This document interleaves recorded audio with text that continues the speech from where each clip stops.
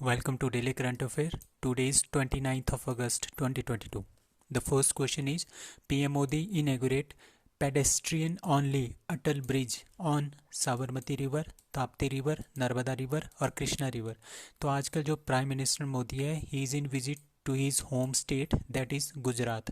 तो गुजरात में कौन सी रिवर है? That is Sabarmati river. तो साबरमती रिवर के ऊपर एक पेडेस्ट्रियन मतलब कि पैदल यात्रियों को चलने के लिए ये नदी है, नदी के ऊपर उन्होंने एक ब्रिज बनाया है। ठीक है, दैट इज़ अटल ब्रिज, उसका नाम है अटल ब्रिज।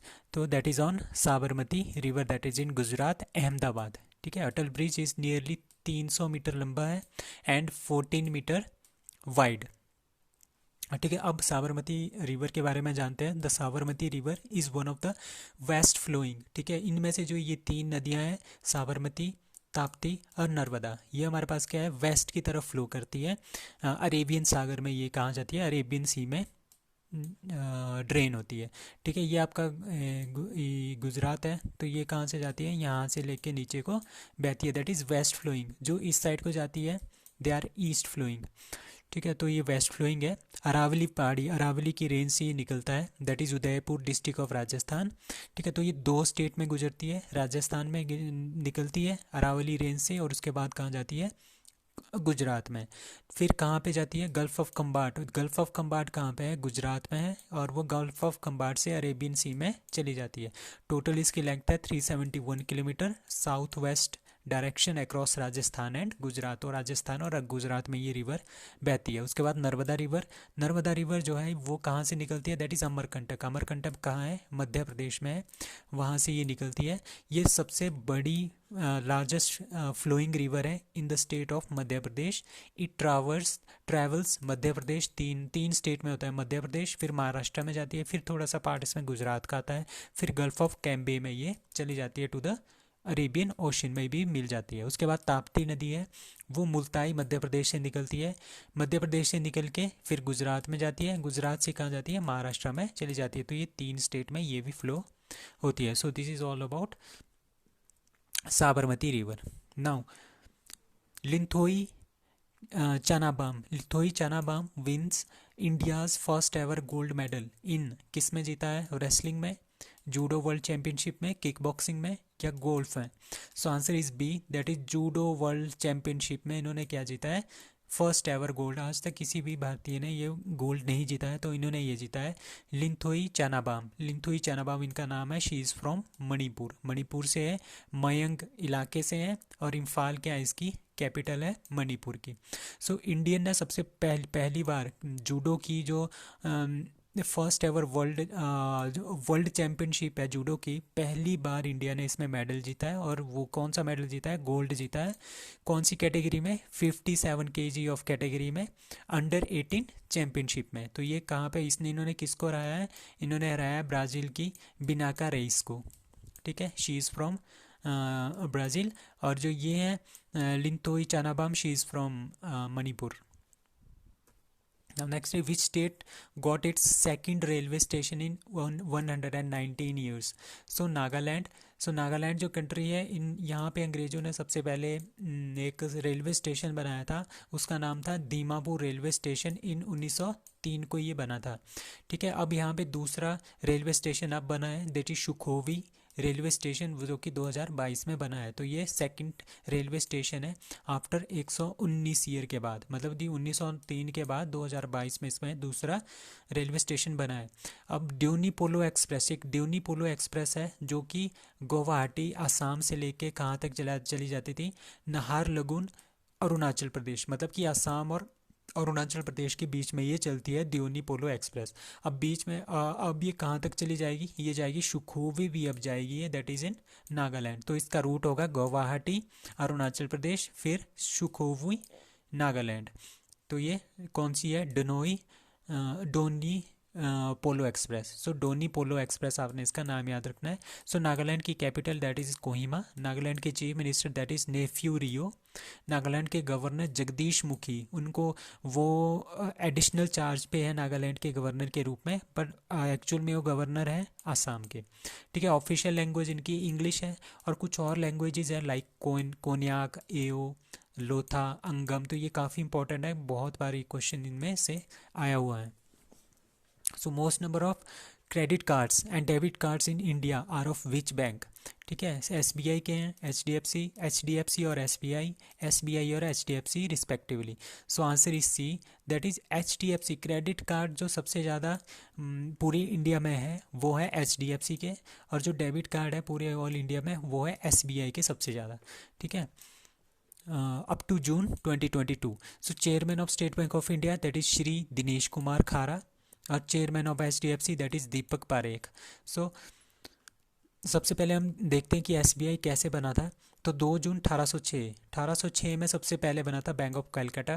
1840 में बना था बैंक ऑफ बॉम्बे CBM, और 1843 में बना था बैंक ऑफ मद्रास। ठीक है, CBM बना था। तो इन दोनों को ऐड करके हमने बनाया था 1921 में इंपीरियल बैंक ऑफ इंडिया। ठीक है, इन तीनों को ऐड करके अपना 1 जुलाई 1955 को इसका नाम रख दिया state bank of India. Imperial bank of India नाम हटा के स्टेट बैंक ऑफ इंडिया कर दिया 1 जुलाई 1955 में। और अब HDFC बैंक है, वो कब फाउंड हुआ था? अगस्त 1994 में ये बना था। ये प्राइवेट बैंक है और ये इंडिया का सबसे बड़ा बैंक है, that is SBI। Which country breaks its own record for the world's lowest fertility rate? So इसका आंसर है डी, साउथ कोरिया। तो साउथ कोरिया में सबसे कम फर्टिलिटी रेट है, मतलब कि एक जो वहाँ पे फीमेल है, ठीक है, एक जो फीमेल है वो कितने बच्चे पैदा करती है? दैट इज़ 0.81, मतलब कि एक भी मतलब एवरेज में आता है पूरी कैलकुलेशन करके जब हम इसको कैलकुलेट करते हैं तो एवरेज आता है कि 0.81 चाइल्ड जो है एक वुमेन अपनी पूरी लाइफ में पैदा करती है। वो पिछले साल कितना था? पिछले साल 0.84 था, बट इस बार ये घट के कितना आ गया? 0.81 पे आ गया है। तो यूनाइटेड नेशन की global population projection and world bank data, इन दोनों ने ये रिपोर्ट निकाली है। ठीक है, और उन्होंने ये भी बोला है कि यहाँ पे लोग कितने हो रहे हैं? बहुत कम पैदा हो रहे हैं। ठीक है, जब यहाँ पे लोग बहुत कम पैदा होंगे तो वहाँ पे क्या होगी? वहाँ की जो जनता है वहाँ पे बूढ़ों की संख्या ज़्यादा होगी। तो फास्टेस्ट एजिंग नेशन कौन है? That is south Korea. ठीक है, अब चाइना और इंडिया की बात करते हैं। चाइना की जो है ए पर एक फीमेल जो है 1.7 बच्चों को जन्म देती है अपने पूरे लाइफ में, और इंडिया में 2.2 है। ठीक है, हाईएस्ट फर्टिलिटी रेट 2019 का जो डाटा है उसके अकॉर्डिंगली नाइजर में एक जो वुमेन है वो 6.8 बच्चों को जन्म देती है अपने पूरे लाइफ में। उसके बाद सोमालिया 6, कॉन्गो 5.8 विद माली के साथ, कॉन्गो और माली 5.8 दोनों है। और lowest fertility rate that is of South Korea, that is 0.81। Which country got hit by tropical storm Maon? So Maon एक ट्रॉपिकल स्टॉर्म है, वो कहाँ पे आया है? That is in Philippines. सो फिलीपींस में अभी एक ट्रॉपिकल स्टॉर्म आया है, that is Maon. Tropical cyclones क्या होता है? ये साइक्लोन्स होते हैं जो अंदर वाला एरिया होता है वहाँ पे लो प्रेशर होता है, मतलब कि गर्म हवा आती है, गर्म हवा ऊपर उठती है और उसके अंदर कौन सी जाती है? ठंडी हवा वहाँ पे जाना उस गैप को फिल करना स्टार्ट कर देती है, जिसकी वजह से क्या हो जाता है? इस तरह का एक साइक्लोन आ जाता है। ठीक है, जो ट्रॉपिकल साइक्लोन होते हैं उसमें बहुत सारा क्या बनता है? बादल बनते हैं, और जिसकी वजह से बहुत हैवी रेन भी हो सकती है। It is characterised by low pressure in the centre and strong wind close by low atmospheric pressure. ठीक है, circulation and spiral arrangement of thunder storms producing heavy rain. तो ये हैवी रेन प्रोड्यूस करता है इस तरह का। ठीक है, अब हुरिकेन्स क्या होते हैं? हुरिकेन्स होते हैं आर द ट्रॉपिकल स्टॉर्म। ये भी हमारे पास ट्रॉपिकल स्टॉर्म होती है जो बहुत ज़्यादा बारिश करते हैं। कहाँ पे आता है ये? इनका नाम अलग होता है। जैसे हमारे पास पर्टिकुलर एरिया होता है, उसकी स्ट्रेंथ के हिसाब से, एरिया के हिसाब से इसका नाम अलग हो जाता है। ये भी हमारे पास ट्रॉपिकल स्टॉर्म ही होते हैं, हुरिकेन्स। कहाँ पे आते हैं? North Atlantic hurricanes. ये देखो, नॉर्थ एटलांटिक ओशन ये है, और नॉर्थ पैसिफिक ओशन ये है, और नॉर्थ एटलांटिक ओशन ये है। तो यहाँ पे इसका नाम देते हैं हम, जो अमेरिका के इस साइड है, अमेरिका के दूसरी साइड है, यहाँ पे हम क्या बोलते हैं इसको? हुरिकेन्स। और नीचे ये देखो इंडियन ओशन, ये इंडियन ओशन है सारा का, ये हमारे पास इंडियन ओशन है।